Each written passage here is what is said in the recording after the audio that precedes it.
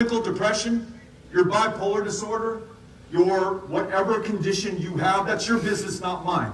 I don't want you to have to tell anybody else about it, but the state legislature would make you do that, and not only would they make you do that, but think about that veteran who did exactly what we told him to do, served this country honorably in Vietnam, came back with a traumatic brain injury or post-traumatic stress disorder, has voted an absentee ballot every single election since 1972 without a problem. We're now going to ask him to prove it to us before we allow him to do that. Talk about dishonoring the service and sacrifice that came before us. That was inside of SB 7. And then this, finally, most alarmingly of all, the bill contained a provision that would allow the state of Texas to overturn elections simply based on the allegation of fraud. It doesn't matter who got more votes. It doesn't matter how much fraud there was or if there was any that was able to be proven, because they lowered the bar to prove fraud so low to make it meaningless. It can be a Republican who wins, a Democrat who wins, but if the power in Texas is with one party or the other, they can overturn that election. Basically, cancel your vote. And after the cries of fraud that came from the president, the last president, and those who trafficked in his lies, you can well imagine that in 2022, or the next presidential election in 2024, the rightful winner is denied their victory because of an allegation of fraud upheld in this state law every bit as ridiculous as the one passed in 1923 that said African Americans could not vote in their own democracy. That's what we're up against now. So when I tell you that story about the all-white Democratic primary, and you shake your head and say, what were those people thinking? If I were alive back then, I would have done something. I would have been right by Dr. Nixon's side, fighting this tooth and nail to make sure that every American who's eligible to vote can vote. Ladies and gentlemen, we are at such a moment, at this moment. Now, but for the State House Democrats, who though they're in the minority, were able to stop this bill by walking out on the last day of session, that would be the law of the land right now. And let's hear it for those State House Democrats.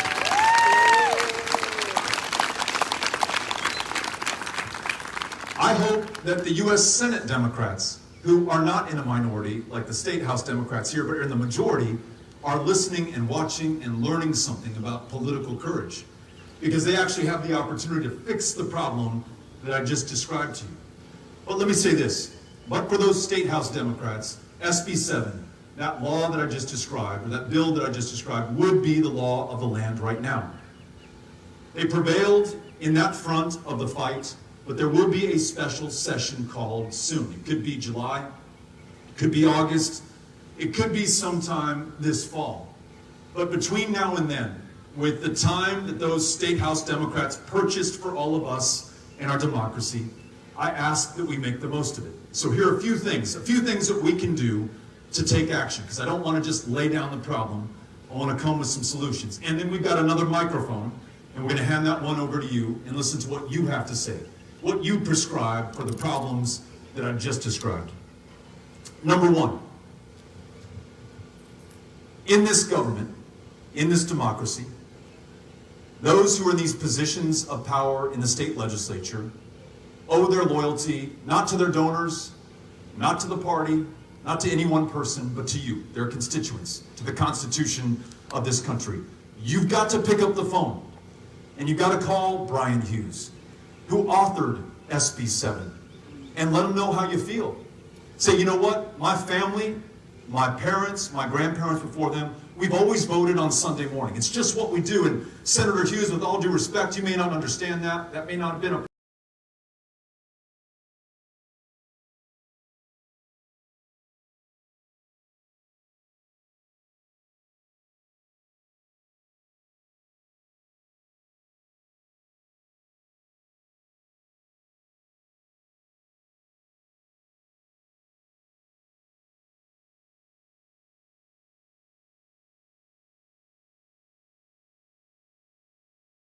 stop the next version of SB 7. Second thing, just like Lyndon Johnson had the power and maybe didn't know it or didn't want to disclose it to Martin Luther King and Andrew Young on that day in 1964, So does Joe Biden at this moment. He's the most powerful man on planet Earth, and if he makes voting rights and protecting our elections and our democracy his number one goal, I guarantee you, whether it is Senator Manchin or Senator Sinema or the Republican members in that body, he can find a way to reason with them, to compel them, to convince them to do the right thing while we still have time to do the right thing. So, if it's not too much, I want to ask you to call the White House switchboard. Just like they did in 1964 and 1965, let the president know how you feel. And when they cover the phone and they say, you're not going to believe it, sir, but this call is coming in from Longview, Texas. I think that's going to get the president's attention. Even more if you're writing letters to the editor, if you're sending them to the White House, if you are doing everything you can to bring every person in your life into this fight. I want to make sure that the president knows that ground zero in this fight for democracy and voting rights is right here in Texas. It's right here in East Texas. It's right here in Longview right now. That's the second item of action. 2 more to go. Third, we're convening here tonight because it's a beautiful night. We have a chance to get out of our houses after having been isolated and sequestered for the better part of this last year. We've come to welcome friends from Galveston, from El Paso, and all points in between. We've come for each other's fellowship, but I hope we've also come here for our democracy. It's not too much to ask to sacrifice a couple of hours on your Saturday evening, but I want to see if there's something more that you would be willing to do. Next Sunday, a week from tomorrow, I want to have this same gathering with this same group a little bit further to the west in Austin, Texas. I'd love for us to gather in our state's capital. And we're going to come from Longview and Texarkana and Marshall and Beaumont, El Paso, North Texas, the Rio Grande Valley, all points in between. As Texans, not as Democrats, not as Republicans, not as this or that or the other, but as Americans who care for our democracy. And if enough of us come together, I promise you, the images from that day will be broadcast around the country and across the world, and they will command the attention of the president. And he will know that this fight is on, that it's real, and that we here in Texas mean business. If you have not already signed in, we've got some clipboards that are circulating. We want to make sure that you have a chance to join us on the 20th. It's a week from tomorrow. And now, la última, this is the last one. We need an insurance policy.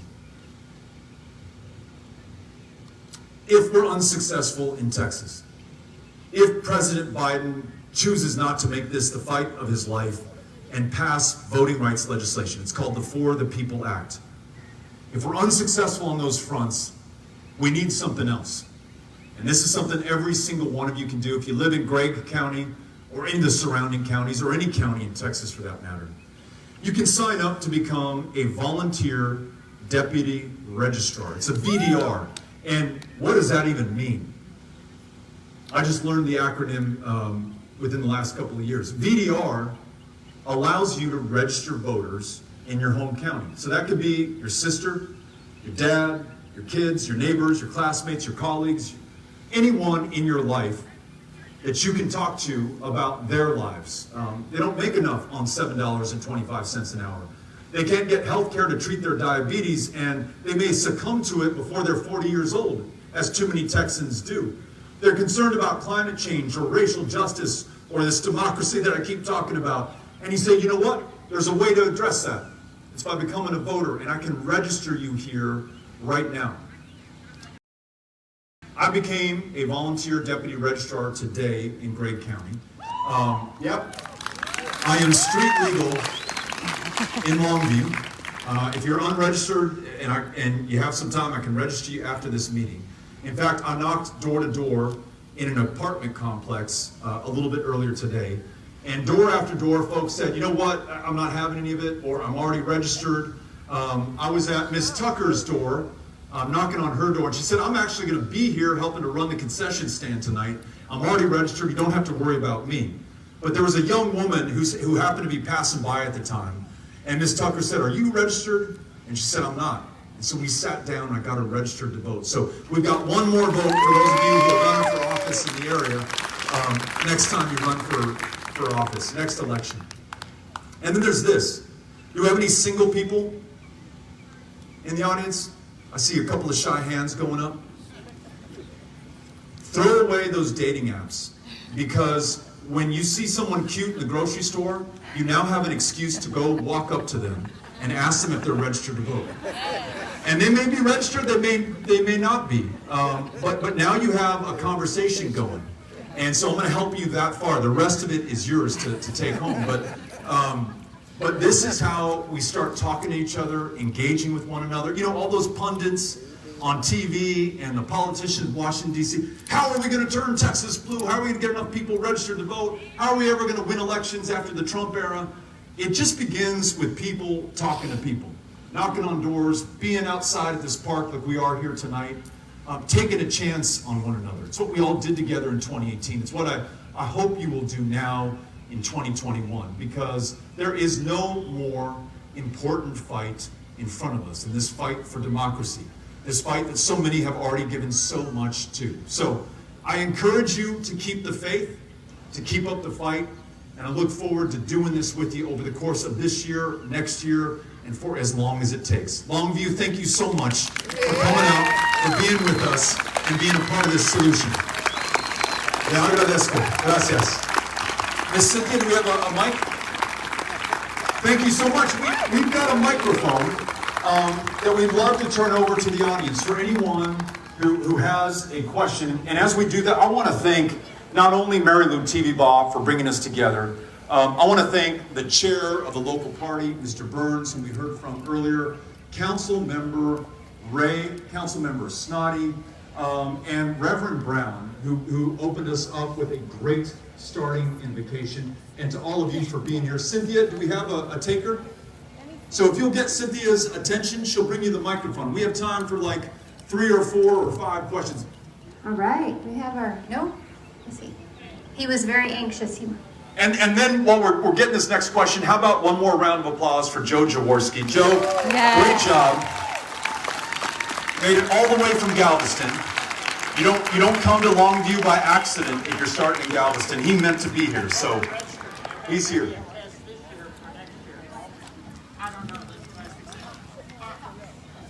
Are you aware of the deputy voter registrar, the time frame? You have to take the quiz or test this year in order to get them to vote next year.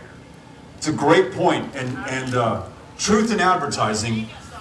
When you go down to the Gregg County Elections Department to become a volunteer deputy registrar, so you can register folks to vote, they're going to walk you through the rules and regulations on how you do it. It's not complicated, and it won't take you a lot of time, but then they're going to give you a quiz afterwards, so make sure that you're paying attention. And if you don't do well in the quiz, you can study it again, take the quiz again. It took me in El Paso, the first time I did it, about 15 minutes to both read the material, take the quiz, get certified, sworn in, and ready to go with my certificate. It's going to be on that by Paxton and the crowd, okay? I mean, them suckers fight dirty, don't kid yourself. Don't scare these people away, because I'm trying to bring them into the VDR process. Yeah, if you were a VDR last year, your VDR has lapsed, and you need to renew that again this year. So that was an important point, and absolutely right. We want to make sure we follow the law as closely as we possibly can, because there are consequences. And as Joe made clear, our Attorney General is out there not trying to expand access to the ballot box for eligible voters, but to try to close it down. So, yes? I'm especially concerned about this provision in the voter bill that says the legislature can overturn the election. Do you know of any plans in this state or other states to appeal those laws? It's a great question.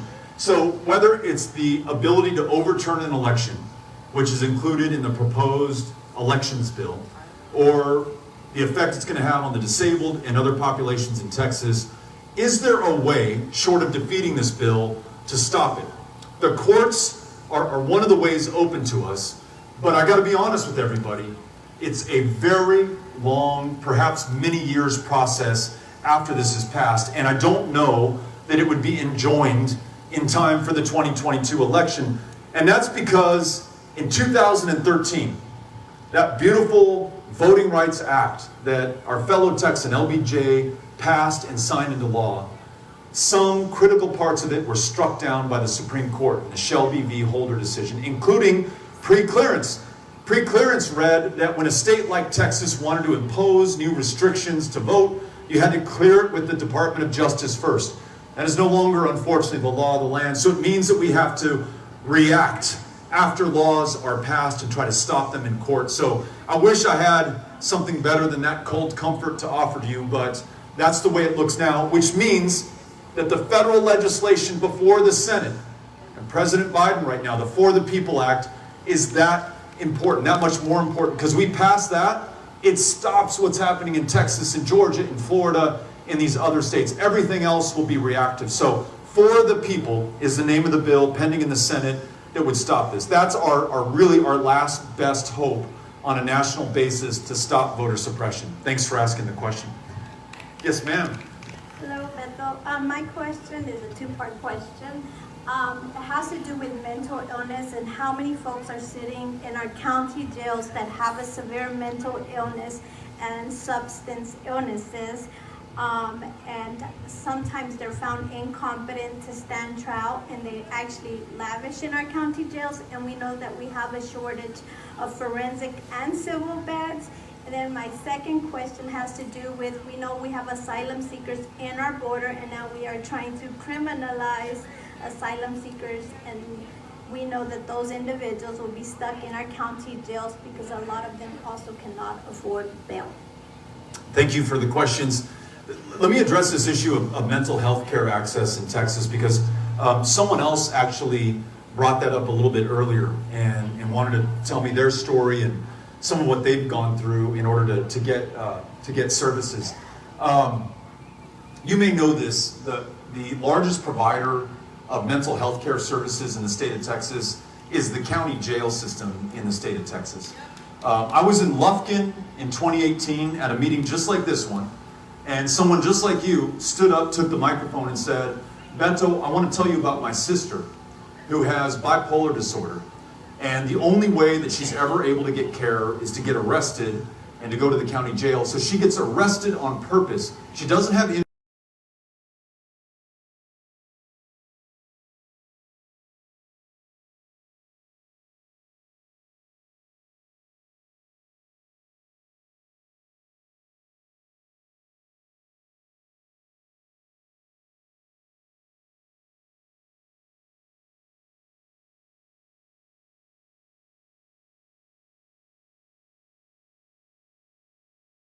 success of her community. So when we talk about our democracy and voting, I think about that. I think about voting for people who want to treat people like people and make sure that they get the care that they need to be the best people that they possibly could be. And it's not going to happen as long as we restrict so many people from voting. The second question you asked was about our criminal justice system. This is another one you may or may not know. I'm learning more about it every day. The United States of America imprisons more people than any other country on the face of the planet. The state of Texas imprisons more people than any other state in the United States of America. Disproportionately, those behind bars are African American, Latino, and communities of color. I say disproportionate, far greater share in prison than the share of the general population. Far too many arrested for nonviolent drug crimes, where we know that white people, black people, brown people use these drugs at roughly the same rates in our country. But it's far more likely that a black person will be stopped and frisked and arrested and incarcerated, and then for the rest of their life forced to check a box saying they have a conviction when they want to apply for a job. Or if they have not satisfied the conditions of their probation or parole, they're literally barred by law from voting in our elections. That's a lot of people. And it's a lot of people who should be able to engage in our politics again. But until we have criminal justice reform, until we do common sense things like legalize cannabis or marijuana in this country, so we're not putting young people behind bars for possessing something that is legal in almost every other state in the country. And by the way, I'm not advocating the use of marijuana, and in fact, if you're a young person, you absolutely should not use it. It's not good for your developing brain. But what is even worse is to spend the hundreds of billions of dollars to lock people up for something that is used as medicine in so much of the rest of the country and the rest of the world. So that might be a good place that we start. Thank you. Okay, we're here to your left, and I'm here with... We have a question in the back, sorry. too, Ms. I'll be Fowler. right over there. We're here with Marilyn, and she wants to get registered to vote. Marilyn, that sounds great. Are you ready to get registered? Yes. Do we have a voter registration form? Okay, I've got a voter registration form right here.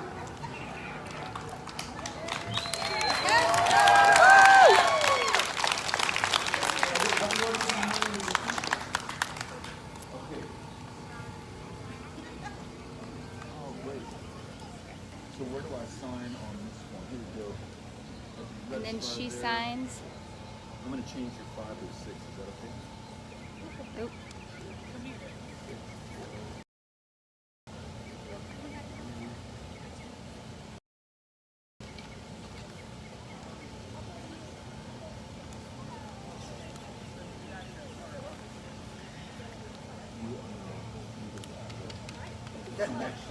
Right. Ladies and gentlemen, Maryland is now legal to vote in the next election in 2022. Anything you want to say?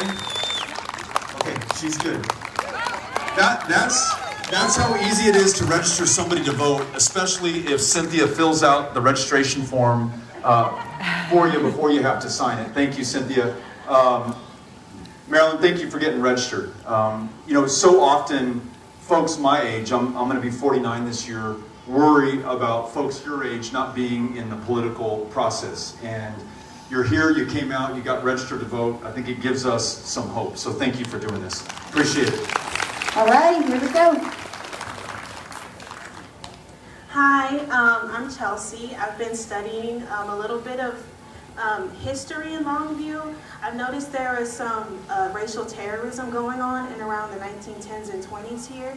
And there's a relic of that at the Gregg County Courthouse lawn. There is a Confederate statue there.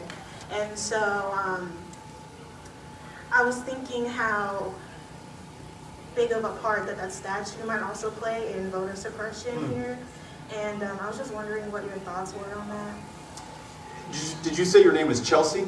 Yes, sir. Chelsea, thank you for being here and for sharing that part of history and really present day Gregg County with us.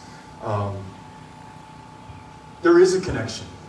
I was recently in Cook County, in Gainesville, and there are not one, but at least two, maybe there are more Confederate monuments. One's on the courthouse grounds, and it's really tall, so you have to look up.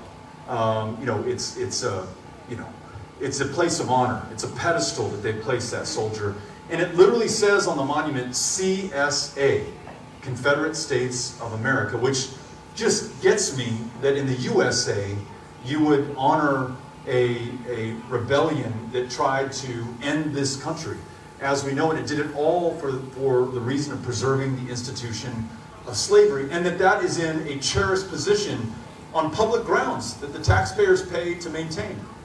What got me even more than that was the inscription on the bottom, and I won't be able to quote it verbatim, but it said something like, "Never a nation so white and pure, never a country so free of crime."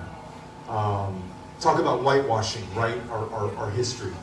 And I guarantee you that monument was not erected in the 1860s when Texas was part of the Confederacy. I guarantee you it was probably erected in the 20th century as African Americans gained more political and economic power in this country. There was a reminder about who's supposed to be in charge in this country. The interesting connection to voting rights and this elections bill, SB 7, they literally wrote in the bill, Chelsea, that they wanted to preserve the purity of the ballot box. Purity of the ballot box was, at the end of Reconstruction, code word for disenfranchising black voters to elevate the power of white voters. It's a phrase of white supremacy. And it was included in the year 2021 in this voter suppression legislation. The coda and the kicker to this story is that I mentioned there were 2 Confederate monuments in Cook County in Gainesville. The second is at a public park, a beautiful one just like this. And people just like you and me and those who are here rallied in that community and were able to convince the city council to take that second monument down. It will be coming down next month. So there's a way that we can do this, and I hope that you're organizing to do the same here. Thank you, Chelsea. Appreciate it. Hey, Beto. Hey there, Mike. So I'm sure everybody here already wants to know what your plans are. It's one thing to have millions and millions of people that are eligible to vote. It's another one to have good quality candidates, such as yourself in 2018, such as Joe Jaworski for the 22 election, Mike Collier for lieutenant governor. We all want to know what your plans are as soon as we can get them. So let's do this. Let's see this fight through to the finish, because if we don't and we're unsuccessful, it's going to be really hard, no matter who our candidates are, to win. When the game is this rigged, when the deck is this stacked, when the playing field is that tilted, it may not matter who runs. So let's make sure that we have free and fair elections in Texas, and I want us to stay focused on that, because we don't have much time, a small window within which to work. After that, I'd love to see how I can serve the people of Texas. And so I'll leave it at that. And if it's as a candidate, I will be back here to share that with you. Thank you, Mike. Appreciate it. To your right. Beto, I'm Larry Davis. I'm the county chair in Hunt County. I live in Greenville. And this morning, my Republican state senator held a town hall meeting. And we have held a town hall meeting. I'll get some feedback, but anyway, I'll find a sweet spot. Anyway, we, 6 of our local Democrats went to his meeting, and we all left there feeling dirty. And I don't know if any other ever got anything on you that you couldn't get washed off, couldn't wait to go home, take a shower, and get it off of you. Well, we left there with his crap on us. This is my shower. We came down here to take a shower. Mr. Chairman, that was really nice. I'm looking forward to coming back for it. Thank you. Absolutely. And we'll be in Hunt County next time we come through. Thank you so much. Grateful. All right, I'm looking for hands up. There we Connie, you go. want to take one more? Yes, right back here. Okay. She's gonna bring it home for us.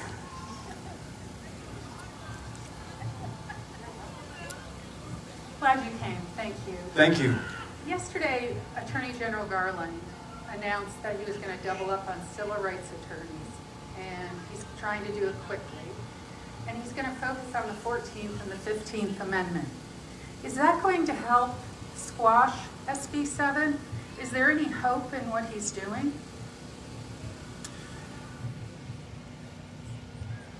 I'm looking for hope, and we've got to remain optimistic in this, because the alternative is to despair, and that takes us on a path from which we just may not recover and may not have enough fight in us when it's most needed. I'm glad that he's doing this. It's better than nothing. But as I explained in an answer to another question, I think we may be able to tie this up in the courts for a little while. There's hope that it can be enjoined. This is SB 7, this elections bill in Texas, so that it cannot be employed or deployed in the 2022 election to disenfranchise voters in Texas. But I really do think it's that For the People Act that I keep coming back to. And here's another one, if we're just going to be honest with ourselves. Yes, it passed the House of Representatives. Yes, President Biden said he would sign it. But this bill that would stop voter suppression, not after the fact, but prevent it from taking place, and would roll back the suppression that already exists in Texas. Automatic voter registration, same-day voter registration, getting rid of big money in politics, having nonpartisan redistricting commissions, making Election Day a national holiday. Those are just some of the provisions in this bill. Though it has the support of the House, the support of the President, it is on life support in the United States Senate right now, because there are 2 Democratic senators who have told us that they're not so sure that they can support it. And part of the reason given is that they want to hold out for a bipartisan solution. Now, I've got to think that every single one of us values bipartisanship. I love the idea that we can peacefully come together from different sides of the aisle or the tracks or the town or the country and find some common ground. And maybe I don't get 100% of what I wanted, but you don't get 100% of what you want either. And we compromise and we get to a consensus position and then we move that thing forward. When I was in Congress, in the political minority as a Democrat, that's how I got bills passed and signed into law. One that helped other than honorable discharge veterans who were denied service at the VA and who unfortunately were taking their lives at a horrifying rate. I passed legislation with a Republican colleague to ensure that though you have another other than honorable discharge, that won't preclude you from getting the health care that can save your life. We got it passed in the House and the Senate, and the one man with whom I agree on almost nothing, Donald J. Trump, signed that bill into law. So I love bipartisanship when we can find it, but the Republican Party today could not even muster 10 votes in the Senate to investigate the attack on the 6th of January that almost killed the members of the Senate who were voting on that very bill. They're covering up for the former president. They're propagating that big lie. They're changing the rules of the game as we play it, moving the goalposts back. They are not a partner who will negotiate in good faith. If I'm wrong, I'd love to be proven so, and I hope that Joe Manchin is successful in his effort.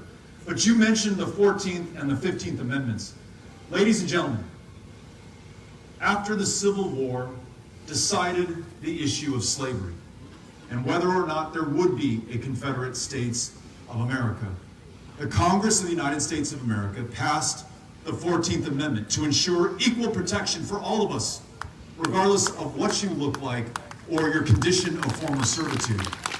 They passed the 15th Amendment so that no one based on race could be denied access to the franchise.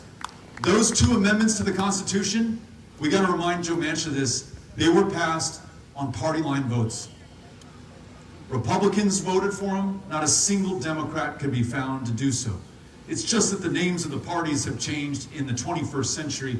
Now it's every single Democrat wants to pass this critically important voting rights legislation, and we cannot find a single Republican in office to get it done.